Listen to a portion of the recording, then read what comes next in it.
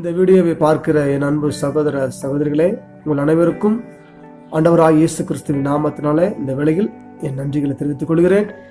இன்றும் கூட உங்கள் மத்தியிலே தேவனுடைய வார்த்தைகளை பகிர்ந்து கொள்ள கர்த்தர் அடியனுக்கு தந்த பெரிதான கிருபை நினைத்து நான் கர்த்தரை ஸ்தோத்திரிக்கிறேன்.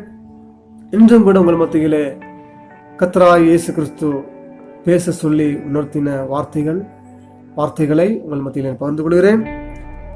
நாளைய தினத்தை குறித்து கலங்காதே என்று கர்த்தரனோடு பேசினார். கர்த்தரனோடு பேசின வார்த்தைகளே நான் உங்கள் மத்தியில் நான் பகிர்ந்து ஆசைப்படுகிறேன். நாளைய தினத்தை குறித்து கலங்க வேண்டாம் என்று கர்த்தர் சொல்லுகிறார். பிசாசானவன் நாளைய தேவையை குறித்து, நாளைக்கு என்னென்ன தேவையோ அதை நம் சிந்தையில் வைத்து நம்மை சோர்வாக்கி விடுவான். இந்த உலகத்துல நமக்கு எல்லாமே தேவைதான். பணம், உணவு, உடை, எல்லாமே இந்த பூமியிலே நமக்கு எல்லாமே தேவையாக இருக்கிறது. ஆமென்.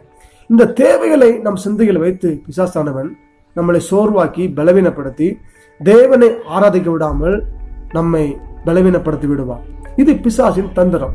கர்த்தராகிய இயேசு கிறிஸ்து சொல்கிறார், மத்தேயு சுவிசேஷம் 6ஆம் அதிகாரத்தில் 33, முதலாவது தேவனுடைய ராஜ்யத்தையும் அவருடைய நீதியையும் தேடுங்கள், அப்பொழுது இவைகளெல்லாம் உங்களுக்கு கூட கொடுக்கப்படும். ஆகையால் நாளைக்காக கவலைப்படாதிருங்கள். ஆமென். இந்த வார்த்தையை சொன்னது ஒரு மனிதன் அல்ல, வானத்தையும் பூமியும் உண்டாக்கின சர்வ வல்லமை உள்ள தேவ குமாரனாகிய கர்த்தராகிய இயேசு கிறிஸ்து. ஆமென். அவர் ஜீவனுள்ள தெய்வம், அவர் நம்மை காண்கிற தெய்வம். அந்த சகலத்தையும் படைத்த, உங்களையும் என்னையும் படைத்த அந்த தேவ குமாரன், அந்த தேவன் கர்த்தராகிய இயேசு கிறிஸ்து சொல்லுகிறார், நாளைக்காக கவலைப்படாது. ஆமென். நாளைய தினத்தை குறித்து கலங்கி இருக்கும் என் சகோதர சகோதரிகளே, உன்னோடு கர்த்தர் சொல்லுகிற வார்த்தை, நாளைக்காக கவலைப்படாது. ஆமென். இன்று நம்முடைய ஜீவன் நம்மை விட்டு பிரிந்தால் என்ன செய்வோம்? ஆமென். நம்ம ஒரு ஆடை அணிய முடியுமா? இல்ல ஒரு கல்யாணத்துக்கு போக முடியுமா? இல்ல நம்ம என்ன வேலைக்கு போக முடியுமா? ஒன்றும் செய்ய முடியாது. என் அன்பு சகோதர சகோதரிகளே, இன்று நாம் ஜீவனோடு இருப்பது கர்த்தருடைய கிருபை மட்டுமே. ஆமென்.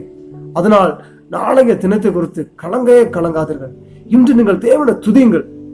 இந்த நாளில் நாம் ஜீவனோடு இருப்பது கர்த்தருடைய கிருபை அல்லவா? இன்று நீங்கள் அவரை துதியுங்கள், ஜெபிங்கள்.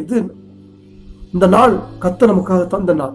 இந்த நாளில் நாம் அவரை துதிக்கும் பொழுது, அவரை தேடும் பொழுது முழு உள்ளத்தோடு, கவலைப்படாமல், ஆமென், முழு உற்சாகத்தோடு, முழு மகிழ்ச்சியோடு நாம் கர்த்தரை துதித்து பாடி அவருடைய நாமத்தை கீர்த்தனம் பண்ணும் போது நமக்கு என்னென்ன தேவையோ ஆட்டம்படிக்க நடக்கும்.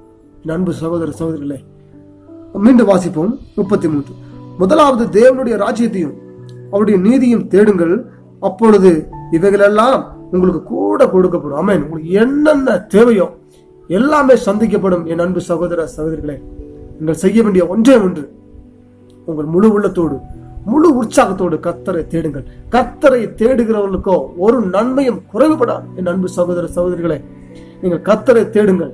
நீங்கள் இன்று கர்த்தரை துதிங்கள். நாளைக்கு தினத்தை குறித்து கலங்காதீர்கள். நாளைக்கு தினம் கர்த்தருக்குரியது. ஆமென். நாளைக்கு என்ன நடக்கும் என்று உங்களால் சொல்ல முடியாது. நாம் நாளைக்கு ஜீவனோடு இருக்க வேண்டும் என்றால் அது கர்த்தர் நினைக்க வேண்டும். என் அன்பு சகோதர சகோதரிகளே, உங்களை கர்த்தர் மிகவும் நேசிக்கிறார். அவர் உங்களுக்காக சிலுவையில் தன் ஜீவனை கொடுத்தவர். உணவு தரமாட்டாரா? சமாதானம் தரமாட்டாரா? உடை தரமாட்டாரா? பணத்தை தரமாட்டாரா? எல்லாமே அவர் தருவார். அவர் உங்களுக்காக ஜீவனை கொடுத்தது நீங்கள் அவரை தேட வேண்டும் என்றுதான். ஆமென். அப்படி நாம் கர்த்தரை தேட வேண்டும் என்று கர்த்தர் விரும்புகிறார். அதை தடை செய்யத்தான் பிசாசானவன் நாளைய தினத்தை குறித்து அவன் நிறைய தேவைகளை நம் சிந்தையில் வைத்து நம்மை சோர்வாக்கி விடுகிறான். கர்த்தர் சொல்கிறார், நாளைக்காக கவலைப்படாது. ஆமென். இந்த வார்த்தை மீண்டும் சொல்கிறேன். இந்த வார்த்தை ஒரு மனிதன் சொன்னதல்ல, சர்வ சிருஷ்டிக்கு எஜமானனாய் இருக்கிற கர்த்தராகிய இயேசு கிறிஸ்து சொன்ன வார்த்தை. இந்த வார்த்தைக்கு நீங்கள் கீழ்ப்படியும் பொழுது உங்கள் வாழ்க்கையில அற்புதம் நடக்கும், உங்கள் வாழ்க்கையில அதிசயம் நடக்கும். என் அன்பு சகோதர சகோதரர்களே, கர்த்தர் உங்களை நேசிக்கிறார். அவர் உங்களுக்காக ஜீவனையே கொடுத்த தேவன். உங்களுக்காக இந்த உலகத்தில் இருக்கிற உங்கள் தேவையை சந்திக்க மாட்டாரா? ஆமென். இஸ்ரவேல் ஜனங்கள் செங்கடலுக்கு முன்பாக நிற்கிறார்கள். ஒரு பக்கம் பார்வோனுடைய சேனை அவர்களை கொல்லும்படியாக வருகிறார்கள். ஒரு பக்கம் கடலை தாண்டி அவர்களால் போக முடியாது. வேற தப்பித்து போக வழியே இல்லை. இரண்டு பக்கம் மரணம் நிற்கிறது. ஒரு பக்கம் பார்வோனுடைய சேனை, ஒரு பக்கம் செங்கடல், கடலுக்குள்ள விழுந்து தப்பிக்க முடியாது, அவங்ககிட்ட மாட்டியும் தப்பிக்க முடியாது. ஆமென். 2 பக்கம் மரணம் நிக்கிறது. இஸ்ரவேல் ஜனங்களுக்கு முன்பாக 2 மரணம். ஒன்று கடலுக்குள்ள போனாலும் மரணம் தான், இந்த பார்வோனுடைய சேனையுடைய கையில சிக்கினாலும் மரணம் தான். இப்படி 2 மரணத்துக்கு நடுவில் அவர் நிற்கிறார்கள். அந்த சமயத்தில் தேவன் கடலை 2ஆக பிளந்தார். ஆமென். எவ்வளவு பெரிய அதிசயம். ஆமென். அது நினைத்து பார்க்க முடியாத ஒரு அற்புதம். ஒரு செங்கடல் 2ஆக பிளந்து அவர்களை காப்பாற்றினது. இந்த செங்கடல் ஏன் பிளந்தது, 2ஆக ஏன் பிளந்தது என்று உங்களுக்கு தெரியுமா? இஸ்ரவேல் ஜனங்களை